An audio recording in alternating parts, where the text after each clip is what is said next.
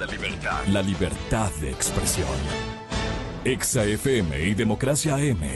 Encarnamos la libertad de expresión. Con periodismo crítico.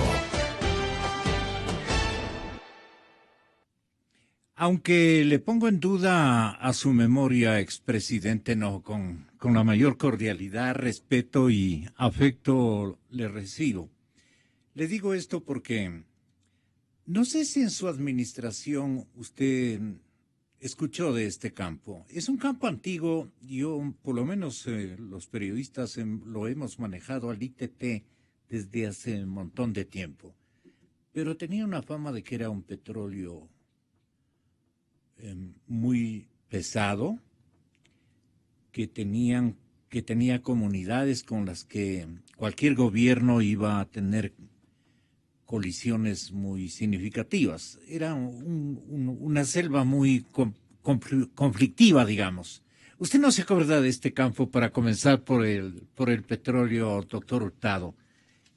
¿Cómo le parece el tratamiento que están dando con empresas chinas? Esto nos puede hacer iniciar un examen de uno de los temas más controversiales que tenemos que analizar todos los ecuatorianos, y es el tema del endeudamiento. Es el tema de una especie de matrimonio que ha existido entre los estados ecuatoriano y chino, por una conveniencia aún no definida, no indagada, no investigada, expresidente. ¿Por qué siempre China ha sido la característica de la revolución ciudadana? Para comenzar, muy buenos días y gracias por estar con nuestros oyentes. Doctor Hurtado, bienvenido. Bueno, de lo que yo recuerdo, habían los tres problemas que usted señala, ¿no? La dificultad para la época de poder trabajar en un lugar tan difícil de arribar, el hecho de que allí existía una reserva natural importante, el alto contenido de azufre de ese petróleo, quiero decir la mala calidad, y con los precios de entonces tampoco era una operación económica. Es lo que yo recuerdo, ¿no? Ahora, en cuanto a lo segundo, bueno, es que el gobierno ecuatoriano, luego de negarse a pagar la deuda que tenía el país, cerró todos los mercados que podían proveerlo de recursos. Y el único proveedor a la mano fue China. ¿Y quién tiene el dinero frente a un deudor que tenía cerrado el mercado internacional, que había roto con el Banco Mundial, con el Fondo Monetario y con el Banco Interamericano de Desarrollo? En otras palabras, con un país al que nadie le prestaba dinero, ya porque no confiaban en la administración del comandante en jefe, o porque simplemente el mismo gobierno ecuatoriano no tenía interés de tener relaciones con los organismos multilaterales. Bien, China fue pues quien le prestó el dinero. Y quien presta el dinero pone las condiciones. Entonces, el gobierno soberano de la Revolución Ciudadana, pues ha negociado con ese país de una manera que no negociaron gobiernos anteriores con entidades internacionales y con proveedores nacionales, ¿no? Mire, tan oscuro será esto, que los contratos que el gobierno ha celebrado con China son secretos. ¿Cómo es que no es público un instrumento en el que hay un endeudamiento por cientos de millones de dólares? ¿Por qué ha sido destituida la presidenta del Brasil? No por corrupción, no se le acusa de corrupción. Ha sido destituida por ocultar información fiscal al país y al Congreso Nacional. Bueno, el comandante en jefe del Ecuador es lo que ha hecho a lo largo de estos 10 años. Está plagado el Estado de contratos secretos.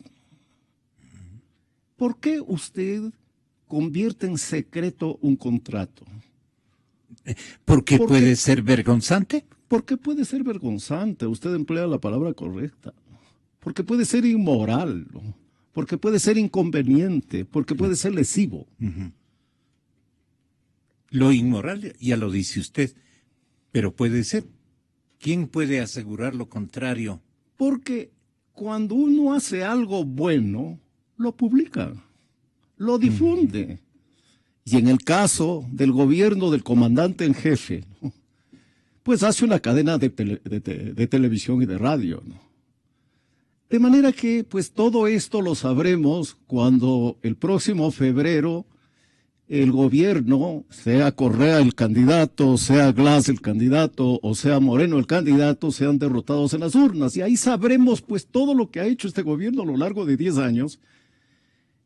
Y forzadamente tendrá que rendir cuentas, ¿no?, ante un contralor independiente, ante un fiscal independiente, ante una Corte Nacional de Justicia independiente, y no ante organismos que aceptan las órdenes del presidente de la República. ¿Por qué el contralor, que resulta ser una especie de responsable de esta metodología de contratación secretosa, y perdone la audiencia por la forma y el término que uso,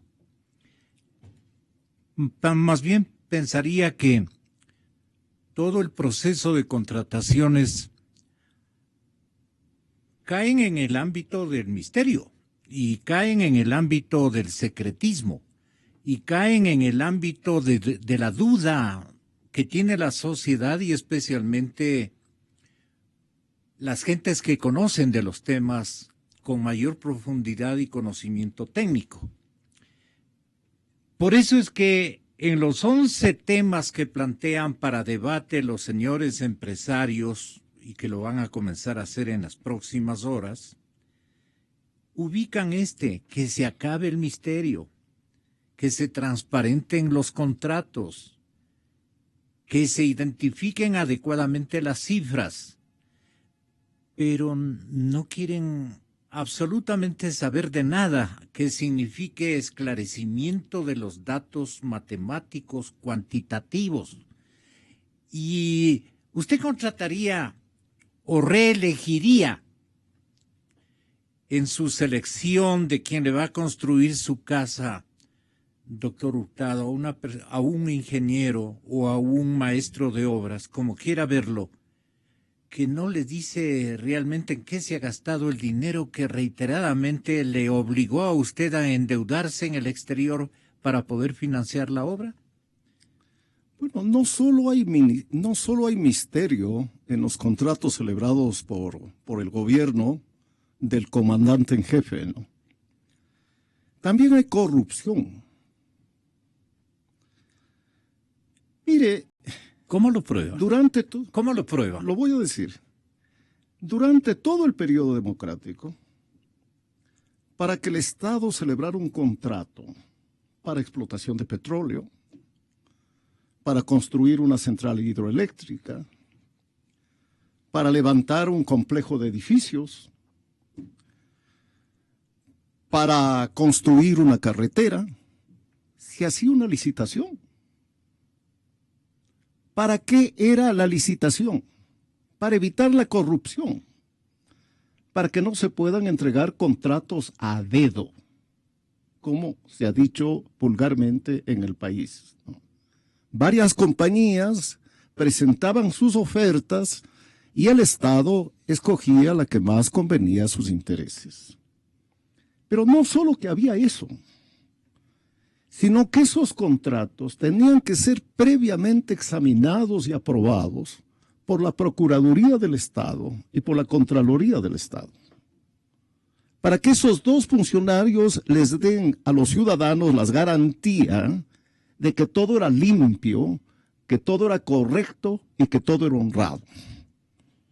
Y ahí voy al tema de la corrupción. Existe pues aquel proverbio, ¿no?, de que en arca abierta el justo peca. Y este gobierno no está lleno de justos, todo lo contrario.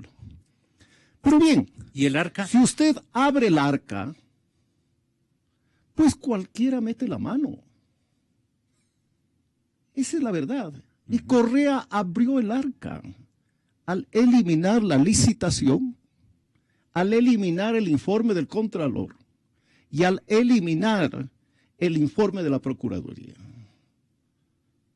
Y el mejor ejemplo de esto es el ex gerente de Petroecuador. ¿Qué es lo que él hacía? Daba contratos no previo concurso, no previo informes, daba al que se le ocurría. No, en realidad, no daba al que se le ocurría, ¿no? Daba contratos a quienes sobornaban. El culpable de la corrupción en el Ecuador, por todo lo que acabo de decir, es el comandante en jefe. Como buen comandante en jefe, el presidente Correa eliminó los requisitos de la licitación, del informe del Contralor y del informe del Procurador. De manera que de esto, cuando termine este régimen, tendrá que dar cuentas, pues. Se le va a pedir cuentas, creo yo. Usted dirá, porque el que debe dar que debe rendir cuentas el comandante en jefe. Claro. ¿Y por qué repite a cada rato esto del comandante en jefe? Tal vez usted asocia con el comandante Castro y No. la aspiración del señor presidente No. Correa es quedarse en lugar de él porque ya se lo ve bastante veteranito al líder cubano. No digo por eso. ¿Sí, no? Porque Correa ha reclamado el título de comandante en jefe de las Fuerzas Armadas. ¿Y no lo es? Y se ha valido de una juez de bolsillo para que le dé ese título. Era el título que le faltaba, porque ya era comandante en jefe de la Asamblea Nacional y de la Corte Constitucional y del Consejo Nacional Electoral. Ya era comandante en jefe de la Contraloría, de la Procuraduría y de la Fiscalía. Ya era comandante en jefe de todos los organismos del Estado, incluidas las superintendencias. Hoy, por resolución de una juez de bolsillo de Alianza País, es comandante en jefe de las Fuerzas Armadas. ¿Qué le falta? Que esa juez en otros 4 minutos resuelva que Correa es el comandante en jefe de la Iglesia Católica Ecuatoriana. Lo único que le falta. Bueno, como ha sido él una autoridad absoluta, total, va a tener que rendir muchas cuentas. No solo sobre el ámbito específico del gobierno, sino sobre todos los otros ámbitos que ha invadido, en los cuales se han tomado decisiones, no porque resolvió un ministro, o un superintendente, ¿no?, o la Asamblea Nacional. Él, en su condición de comandante en jefe, es el que ha resuelto todo en el país. ¿Usted no se sintió comandante en jefe cuando presidente de la República, doctor Hurtado? Mire, yo, primero, jamás en las ceremonias de las Fuerzas Armadas yo hice un discurso político. Quiero decir, un discurso en el que yo ataque a mis adversarios, pregone mi ideología política y reclame la adhesión de los militares. Porque las Fuerzas Armadas no pueden ser involucradas en la política. Cosa que hizo Correa las pocas ocasiones que fue a ceremonias de las Fuerzas Armadas.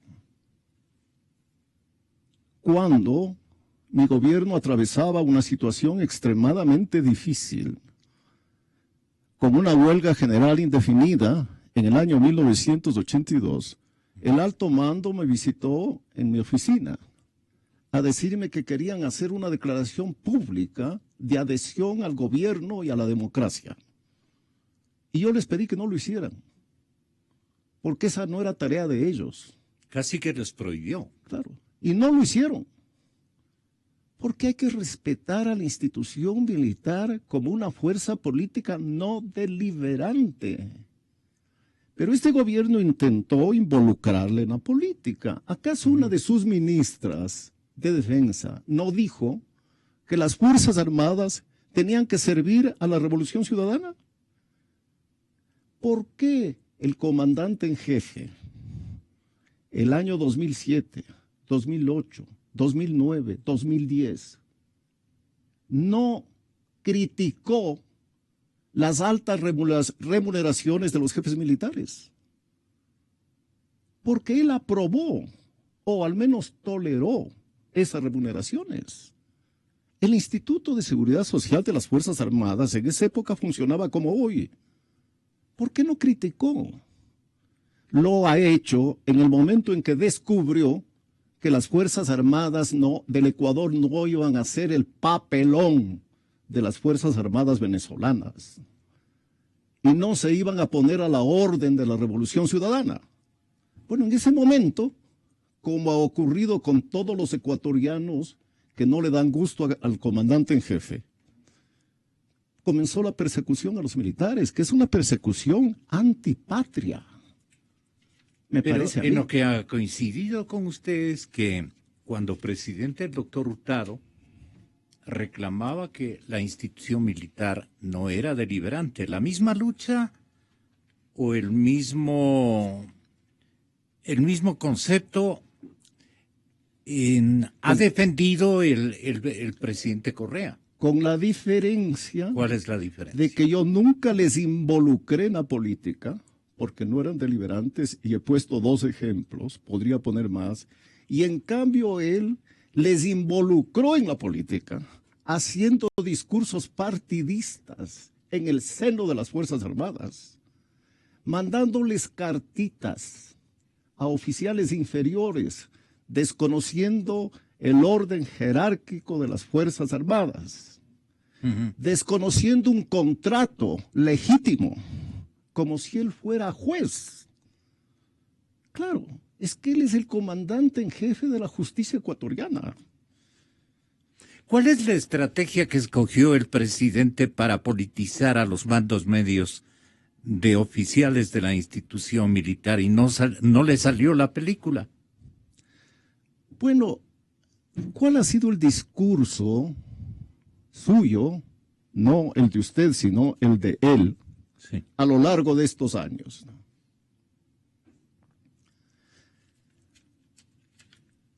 Una forma populista de lucha de clases. Yeah. Pobres y ricos. Y esa lucha de clases Correa llevó a las Fuerzas Armadas. Y trató de enfrentar a los ricos, los oficiales, y a los pobres, los soldados. Hay decenas de declaraciones y de discursos de Correa en esta dirección. Las mismas cartitas que enviaba a los oficiales tienen insinuaciones de esa naturaleza. ¿Recuerda el texto de alguna de ellas? Bueno, he leído con mucho detenimiento, ¿no? Con mucho detenimiento, la respuesta dada por el teniente capitán Ortega. Y lo que hace este oficial es rebatir punto por punto todo lo que dice Correa sobre las Fuerzas Armadas y sobre el Instituto de Seguridad Social. Eso es lo que hace. No tiene insultos. Si el teniente o capitán Ortega va a ser condenado por eso, el comandante en jefe merecería una prisión perpetua, porque son miles los insultos de Correa, que ha insultado a usted muchísimas veces. Me ha insultado a mí. Hace 10 años han pasado. Dijo que yo era un cadáver insepulto. Eso dijo. Bueno, ese cadáver todavía está aquí, ¿no? de pie hablando, defendiendo la democracia y la libertad. Y él está a punto de dejar este poder abusivo que ha ejercido durante 10 años, ¿no? Bien, él, que es el mayor malcriado del Ecuador, ¿cómo se atreve a decir que los oficiales le han insultado? Y si le hubieran insultado, existe una figura jurídica, ¿no? Compensación de culpas. A los insultos de Correa, teóricamente, habrían los insultos de los militares. Compensación. Es la legítima defensa. Pero mire, Correa ha llegado al punto de decir que hay oficiales y hay militares antipatria. Y fascistas. Y fascistas. Este es el peor insulto que puede hacerse a un militar. Sí. Si estuviéramos en una democracia, ya estarían enjuiciando al presidente de la República por atentar contra la seguridad del Estado al destruir, desacreditar y minimizar a las Fuerzas Armadas. En su mente, ¿cómo construía, expresidente, la malcriadez del presidente Correa? ¿Cómo construye usted? ¿Qué demostraciones nos ha dado a todos para que usted le diga el mayor malcriado de la República?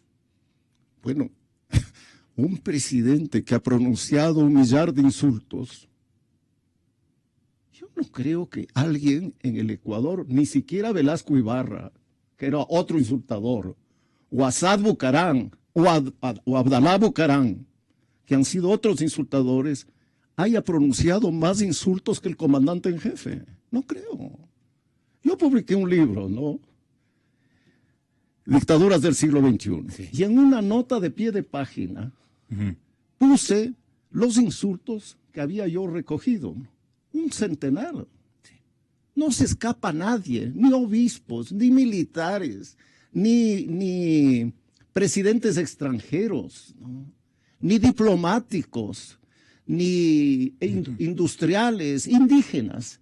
A los indígenas los ha insultado como les insultaba a sus patronos gamonales en el siglo XIX. Todo esto hecho por un revolucionario del siglo XXI. ¿Quién puede entender eso?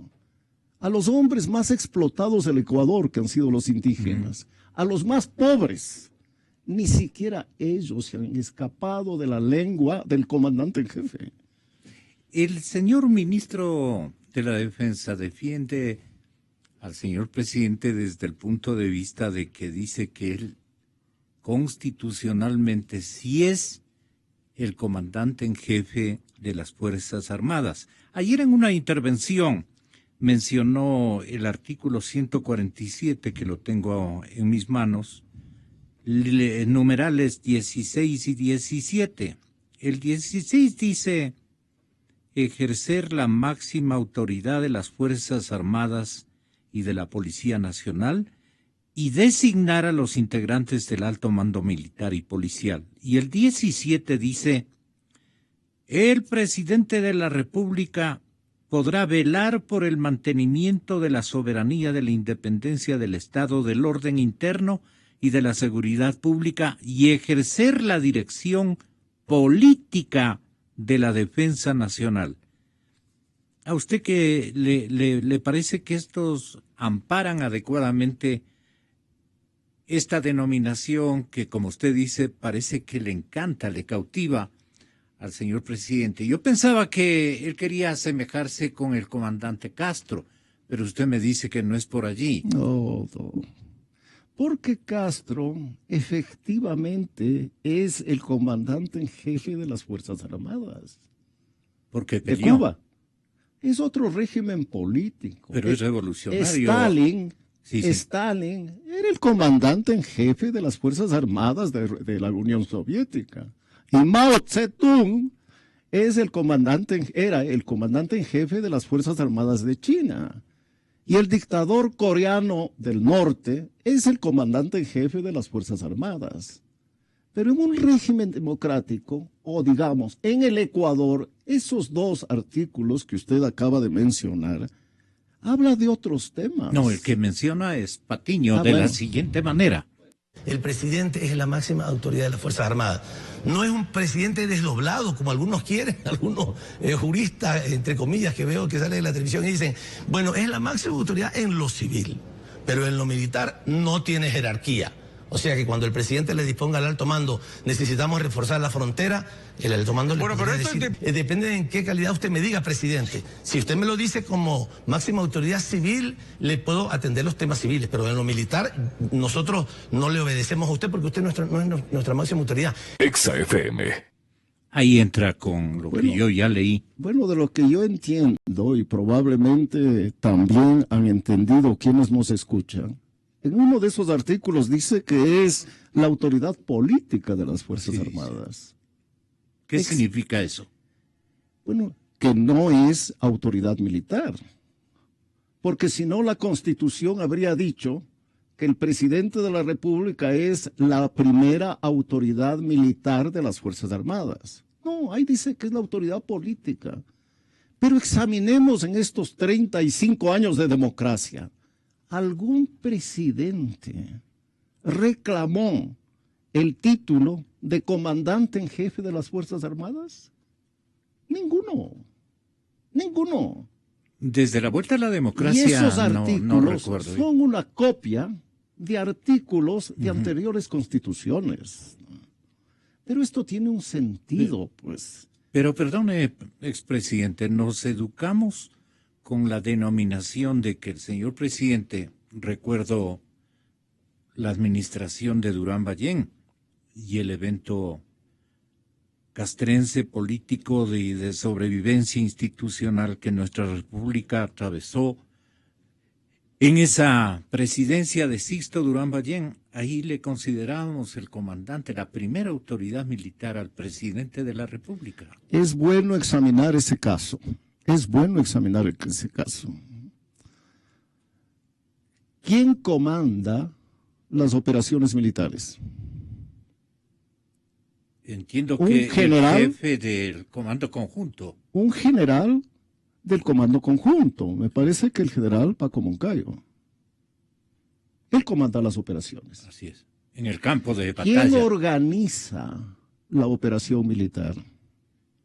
¿Quién asigna responsabilidades? El Comando Conjunto. ¿Quién planea la estrategia? El Comando Conjunto de las Fuerzas Armadas de la época. ¿Qué hace el presidente Durán? Cuando van los militares donde el presidente de la República y le dicen, estoy imaginando eso porque eso pasó con Roldós. Así fue. Y le dicen, las Fuerzas Armadas del Perú han penetrado en territorio ecuatoriano. ¿Qué debe haberles dicho el presidente Durán? Expúlsenlas y tomen las medidas militares que consideren adecuadas. Eso debe haberles dicho. ¿Y quién organizó la expulsión? El presidente Durán, puesto casco, botas. Bueno, al comandante en jefe solo le falta eso, que se ponga botas, gorra y uniforme, ¿no? Bueno, los militares fueron los que organizaron y triunfaron. He visto en alguna publicación en estos días que luego fueron los militares donde el presidente Durán y le dijeron, vamos a ingresar en ese territorio, digamos, peruano, para continuar expulsándolos. ¿Y qué les dijo el presidente? No, ustedes quédense en las fronteras que de hecho existían. Pero ni un paso atrás les dijo. Claro. Y dijo ni un paso atrás, que es dos palabras que sintetizan lo que yo estoy en este momento señalando. Pero eso es un presidente. Igual que en los Estados Unidos de Norteamérica. ¿Quién decidió ingresar en la Segunda Guerra Mundial y en la Primera Guerra Mundial? No las Fuerzas Armadas. Pues un complejo trámite con intervención del Congreso Nacional. Bueno, pero es que en este gobierno, ¿no? Los tanto Correa, ¿no?, como sus ministros son capaces de decir cualquier cosa. La honradez, la honradez intelectual no existe. Y yo debería creer que alguien que ha sido profesor de universidad al menos debería tener honradez intelectual, ¿no? Al ministro de Defensa no se le puede pedir eso, ¿no? Pero sí, pues, a quien ejerce las más altas funciones del Estado. Estaba leyendo ayer un comunicado de esta denominada plataforma política liderada por Paco Moncayo, precisamente por Enrique Ayala, por Lourdes Tibán y por algunos otros dirigentes indígenas. Y entonces ahí lo que se manifiesta es que el proceso electoral expresidente Hurtado que se avecina no puede distraernos de los graves problemas que están afectando al país y que es necesario debatir democráticamente sobre la posible salida de la crisis social y económica, que este es un acto de responsabilidad ineludible y que las organizaciones integrantes de este Acuerdo Nacional por el Cambio, como se llama esa plataforma, tienen que autoconvocarse y convocar a la sociedad a un diálogo abierto y frontal sobre la situación económica del país y que creemos que es preciso tomar una posición firme ante los nuevos atropellos del gobierno del presidente Correa y ante las nuevas amenazas que se ciernen sobre la democracia.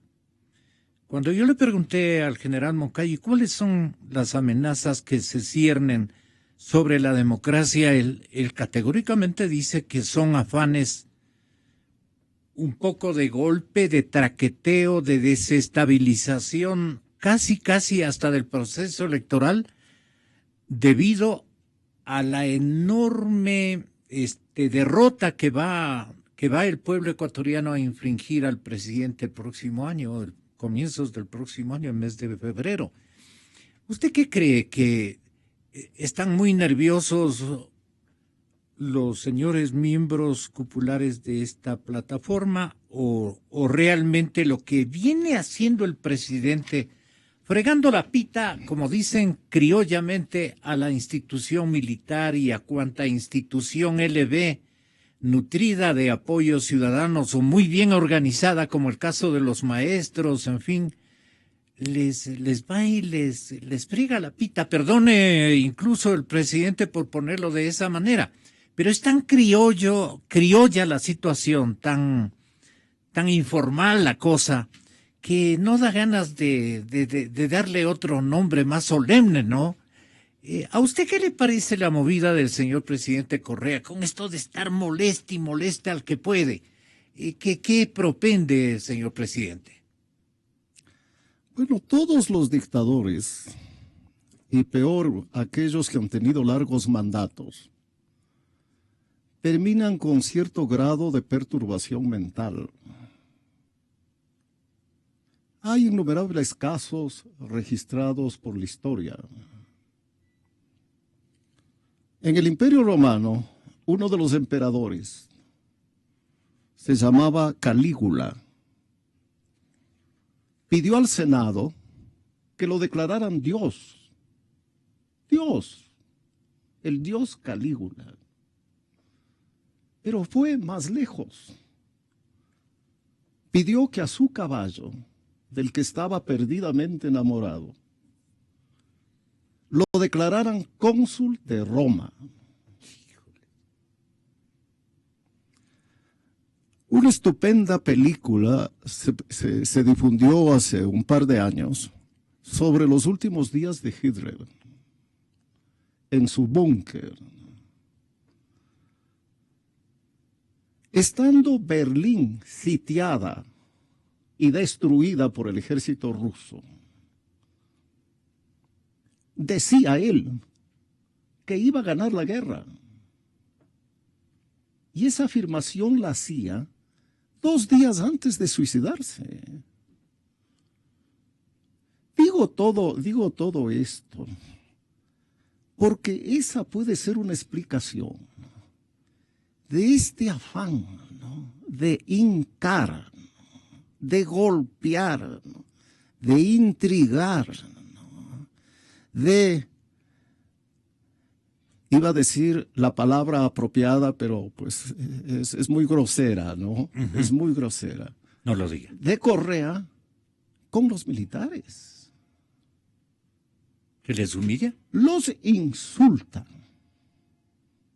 Los insultan. Ya mencioné 2 insultos, pero hay muchos más. Hay muchos más.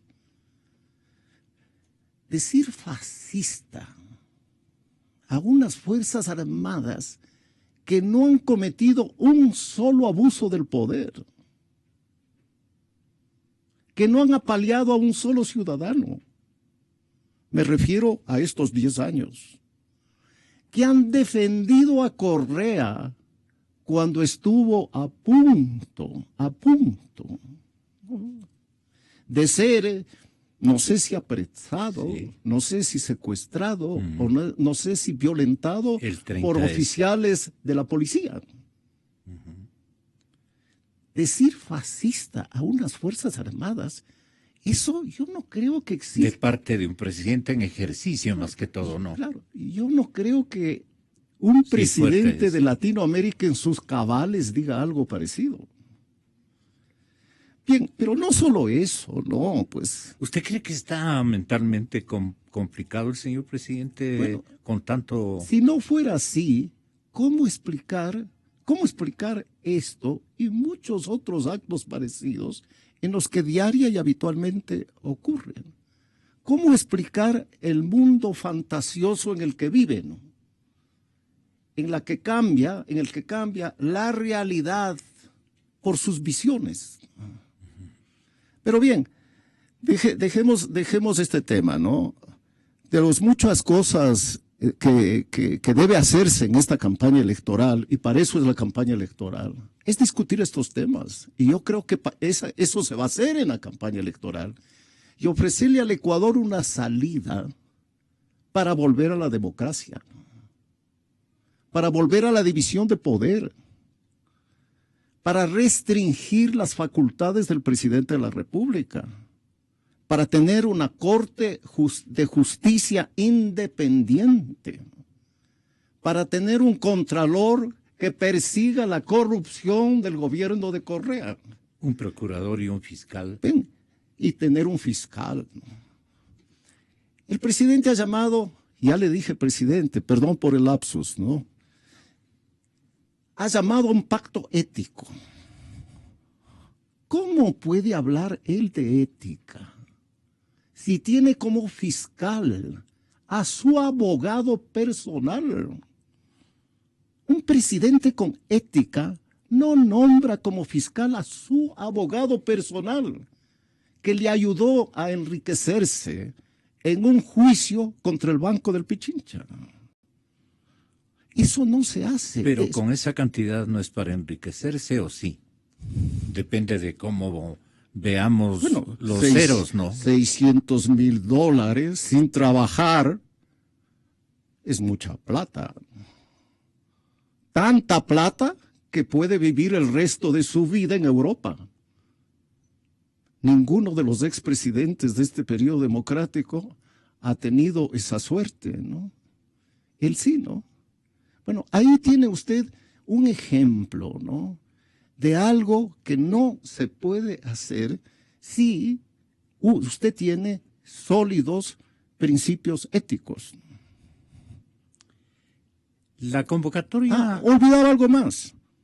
¿Cómo un presidente con ética puede nombrar director del Servicio de Inteligencia del Estado a su guardaespaldas?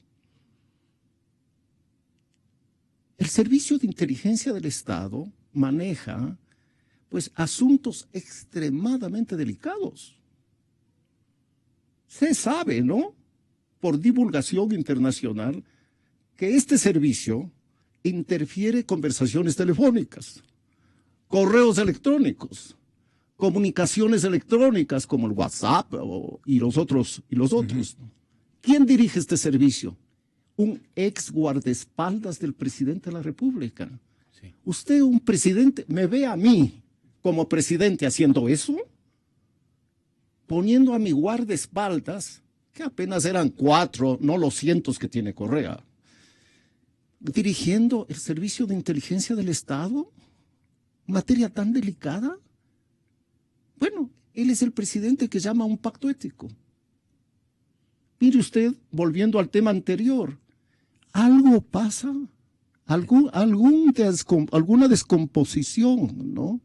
Hay en su mente, ¿no? ¿Usted dice algún daño? ¿Mm? ¿Usted dice algún daño? Claro, algo hay. Hay. ¿Qué le recomienda? Una cura de reposo, le haría muy bien. En unos baños termales, 15 días, y así los ecuatorianos podríamos vivir en paz. Le agradezco mucho por su presencia, expresidente Hurtado. ¿Qué le augura a usted al país después de una campaña donde nuevamente se han dispersado, absolutamente dispersos van a actuar, mientras que de alguna manera la conducta férrea del presidente Correa los va a unir a los demás?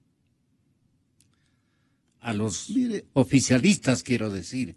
Así ha sido la política ecuatoriana y así seguirá siendo. No debe extrañarnos, usted sostiene eso en sus libros. El Ecuador siempre ha sido una sociedad política fragmentada. Siempre, ¿no? Muchos partidos. ¿Por qué somos así? Muchos movimientos políticos. ¿Ambiciosos?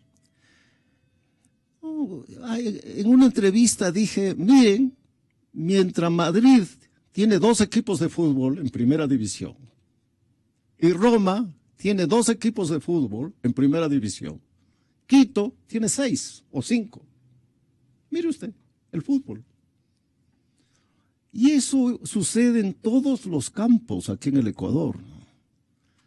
De manera que hoy existan 3, 4, 5, 6 candidatos a la presidencia de la República, o puedan existir, está de acuerdo con la tradición política ecuatoriana. No es un país de unidades, no es un país de sólidas instituciones. No, no es así, ¿no? Pero me parece que el pueblo quiteño y el pueblo ecuatoriano ya dio, en cambio, lecciones de unidad. El año 2014, ¿no?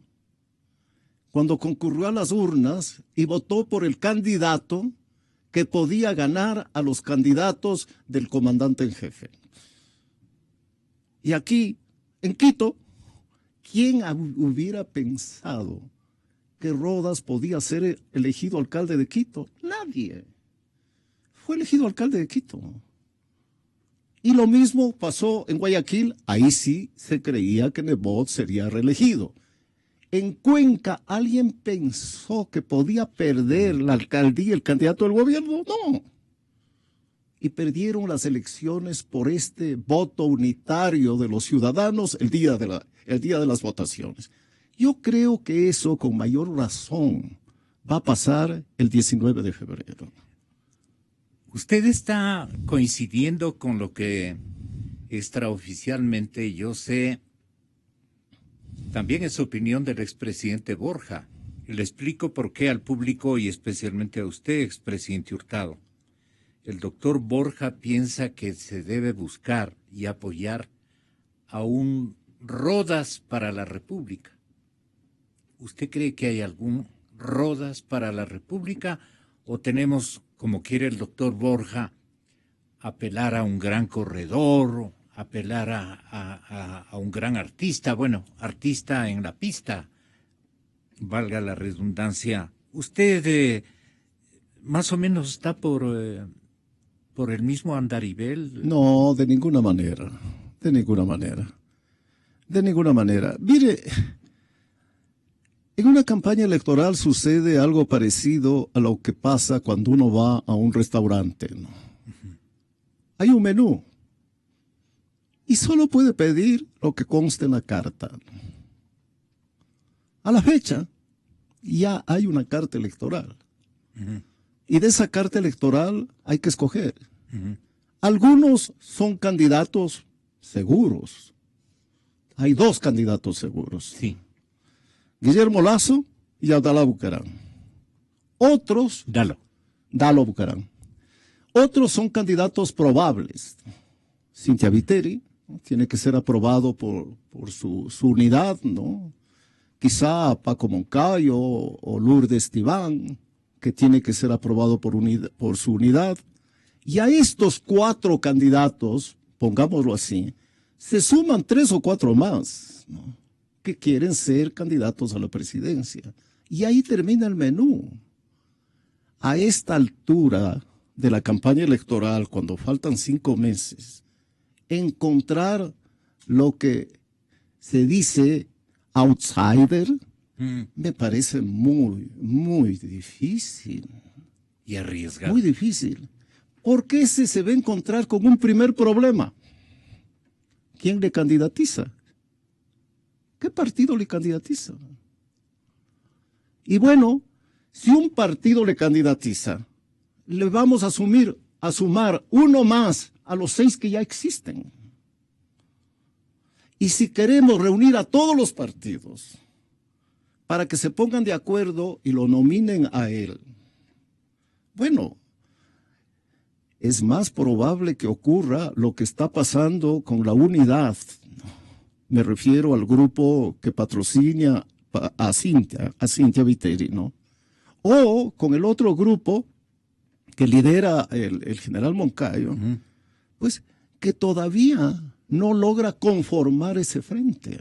Sí. Entonces juguemos con las realidades, ¿no? Juguemos con las realidades. En el Ecuador hoy hay un candidato del gobierno, cualquiera sea, da lo mismo, ¿no? Los 3 son iguales, representan lo mismo, el mismo sistema autoritario, dictatorial. ¿No hay un buenito? Y luego, en la oposición, de lo que yo he podido ver en las encuestas, excepto 2, todos los precandidatos tienen 1 o 2% de intención de voto. Esa es la realidad. La familia. ¿Cuáles son los 2 candidatos que tienen más de eso? Guillermo Lasso, que compite, depende de la encuesta, compite con los candidatos del gobierno. Y atrás de él, Cynthia Viteri.